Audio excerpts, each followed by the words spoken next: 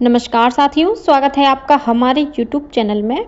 आप छत्तीसगढ़ की किस जगह से हमारे समाचार सुन रहे हैं, कृपया कमेंट बॉक्स में लिखकर हमें ज़रूर बताएं। साथ ही हमारे चैनल को सब्सक्राइब करना ना भूलें। रायपुर से प्रस्तुत हैं छत्तीसगढ़ के प्रादेशिक समाचारों के साथ मैं रजनी शुक्ला। पहले मुख्य समाचार। आत्मसमर्पित माओवादियों और माओवाद से पीड़ित परिवारों को प्रधानमंत्री ग्रामीण आवास योजना के तहत मकान दिए जाएंगे। राज्यपाल ने कल कबीरधाम जिले के अपने प्रवास के दौरान जनजातीय योजनाओं के हितग्राहियों से की मुलाकात। अधिकारियों को योजनाओं का लाभ समाज के अंतिम व्यक्ति तक पहुंचाने के दिए निर्देश। केंद्र सरकार ने प्रसाद योजना के तहत मां बम्बलेश्वरी देवी मंदिर में सुविधाओं के विकास के लिए करीब 48 करोड़ रुपए की दी मंजूरी। और मौसम विभाग ने कल 30 नवंबर को प्रदेश के कुछ स्थानों में बारिश होने की जताई संभावना। अब समाचार विस्तार से। उप मुख्यमंत्री और गृह मंत्री विजय शर्मा ने कहा है कि आत्मसमर्पित माओवादियों और माओवाद पीड़ित परिवारों को पुनर्वास नीति के तहत आवास प्रदान किया जाएगा। उन्होंने बताया कि राज्य सरकार के प्रयासों से केंद्र सरकार ने प्रदेश में प्रधानमंत्री ग्रामीण आवास योजना के तहत 15,000 आवासों की स्वीकृति दी है। श्री शर्मा ने कहा कि पीड़ित परिवारों को आवास मिल जाने से माओवाद प्रभावित क्षेत्रों में रहने वाले परिवारों को सुरक्षित और सम्मानजनक जीवन मिलेगा। इस विशेष परियोजना के तहत पुलिस अधीक्षक जिला पंचायत के मुख्य कार्यपालन अधिकारी को आत्मसमर्पित माओवादियों और माओवाद पीड़ित परिवारों की सूची प्रदान करेंगे। इसके बाद जिला पंचायत द्वारा इस सूची का सर्वेक्षण और सत्यापन किया जाएगा। सत्यापन के बाद कलेक्टर के माध्यम से लाभार्थियों के लिए भूमि का चिन्हांकन किया जाएगा। इसके आधार पर प्रधानमंत्री आवास योजना के दिशा निर्देशों के अनुरूप आवास निर्माण की प्रक्रिया शुरू की जाएगी। इस योजना में विशेष रूप से उन परिवारों को शामिल किया जाएगा जिनका नाम सामाजिक आर्थिक जाति जनगणना 2011 और आवास प्लस 2018 की सूची में शामिल नहीं है। इन नामों को 6 दिसंबर तक आवास प्लस पोर्टल पर अपलोड करने की अनुमति केंद्र सरकार द्वारा दी गई है।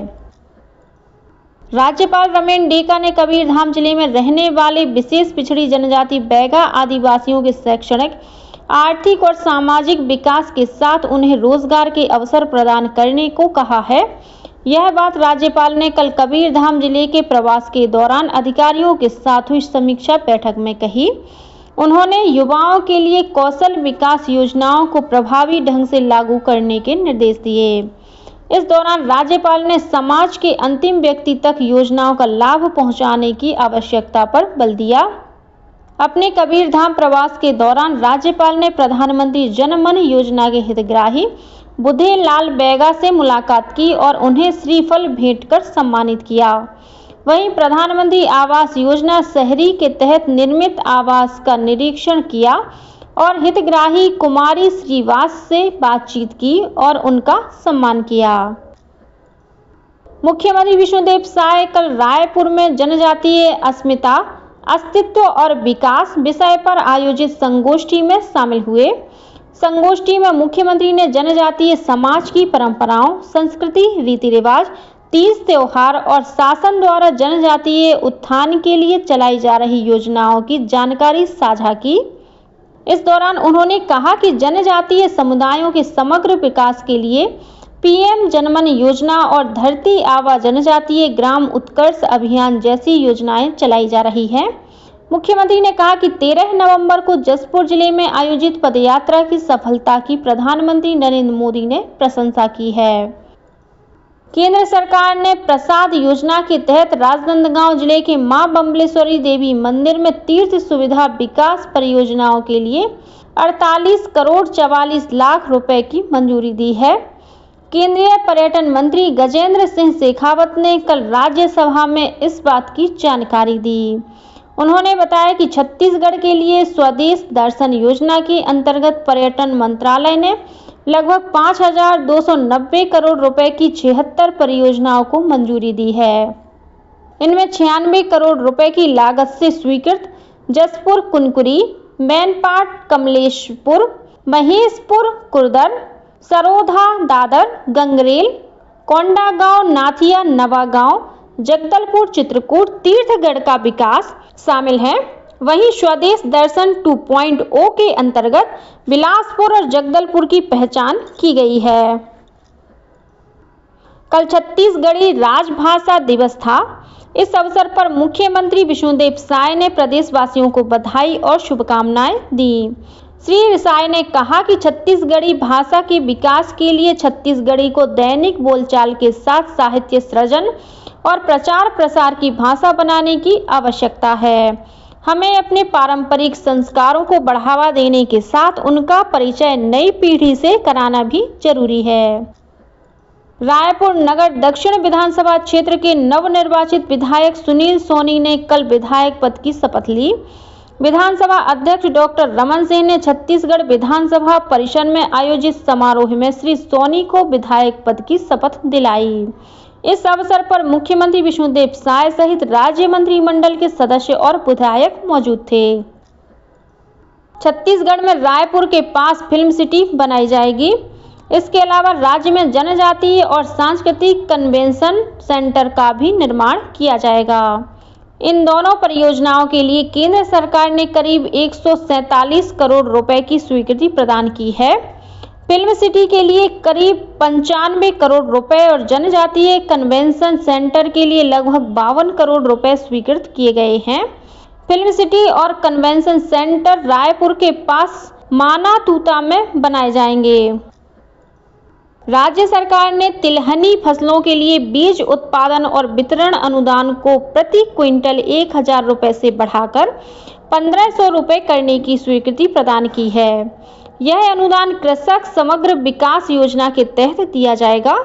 इससे किसान तिलहन फसलों की खेती के लिए प्रोत्साहित होंगे और तिलहन की अधिक उपज सुनिश्चित करने के लिए बेहतर बीज का भी इस्तेमाल करेंगे।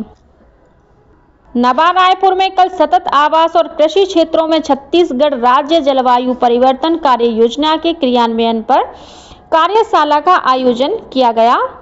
इस कार्यशाला में पद्मश्री उमाशंकर पांडे ने जल संरक्षण के अपने अनुभव साझा किए। श्री पांडे ने कहा कि छत्तीसगढ़ में जल संरक्षण के लिए विश्वविद्यालय और संग्रहालय स्थापित किए जाने चाहिए। गौरतलब है कि उत्तर प्रदेश के बांदा निवासी पद्मश्री उमाशंकर पांडे ने बिना किसी सरकारी मदद के खेत पर मेड़ और मेड़ पर पेड़ अभियान के माध्यम से अपने गांव में जल संरक्षण की दिशा में उल्लेखनीय कार्य किया है। इस कार्यशाला में जलवायु परिवर्तन और कृषि से जुड़े विशेषज्ञ भी शामिल हुए। वित्त विभाग ने नवा रायपुर अटल नगर विकास प्राधिकरण में 96 पद, विद्युत निरीक्षक कार्यालय में 27 और न्यायालयिक विज्ञान प्रयोगशाला FSL में वैज्ञानिक अधिकारी के 28 रिक्त पदों पर भर्ती की स्वीकृति प्रदान कर दी है। इस तरह तीनों विभागों में कुल 151 विभिन्न पदों पर भर्ती होगी। राज्य में अब तक 19 विभागों में 8,971 पदों में भर्ती के लिए वित्त विभाग ने मंजूरी दी है। दुर्ग जिले में पावर ग्रिड के कुम्हारी उपकेंद्र द्वारा स्कूली बच्चों के लिए ऊर्जा संरक्षण विषय पर चित्रकला प्रतियोगिता का आयोजन किया गया। इस प्रतियोगिता में 100 विद्यार्थियों ने भाग लिया। प्रतियोगिता के दोनों वर्गों में पहला स्थान प्राप्त करने वाले विद्यार्थियों को आगामी 11 दिसंबर को नई दिल्ली में होने वाली राष्ट्रीय प्रतियोगिता में भाग लेने का अवसर मिलेगा। और अब पेश है मौसम का हाल। मौसम विभाग ने कल 30 नवंबर से प्रदेश में बारिश शुरू होने की संभावना जताई है। मौसम विभाग के मुताबिक दक्षिण छत्तीसगढ़ के कुछ जिलों में आज 29 नवंबर से बादल छाए रहने और तापमान में वृद्धि होने की संभावना है। एक गहरा अवदाब दक्षिण पश्चिम बंगाल की खाड़ी के ऊपर स्थित है।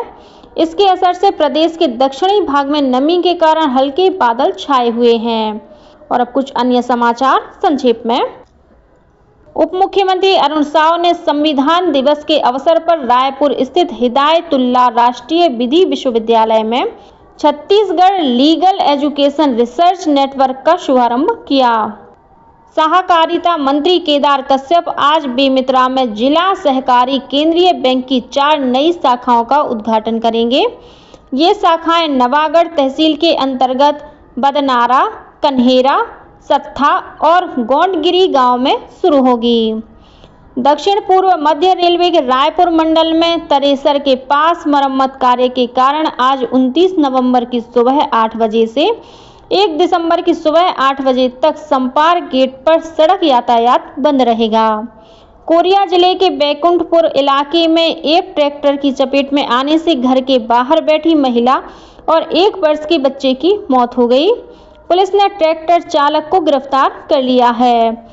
और जिला रोजगार और स्वरोजगार मार्गदर्शन केंद्र महासमुंद द्वारा आज 29 नवंबर को प्लेसमेंट कैंप का आयोजन किया जाएगा। इसी के साथ छत्तीसगढ़ के समाचारों का ये बुलेटिन समाप्त हुआ। नमस्कार।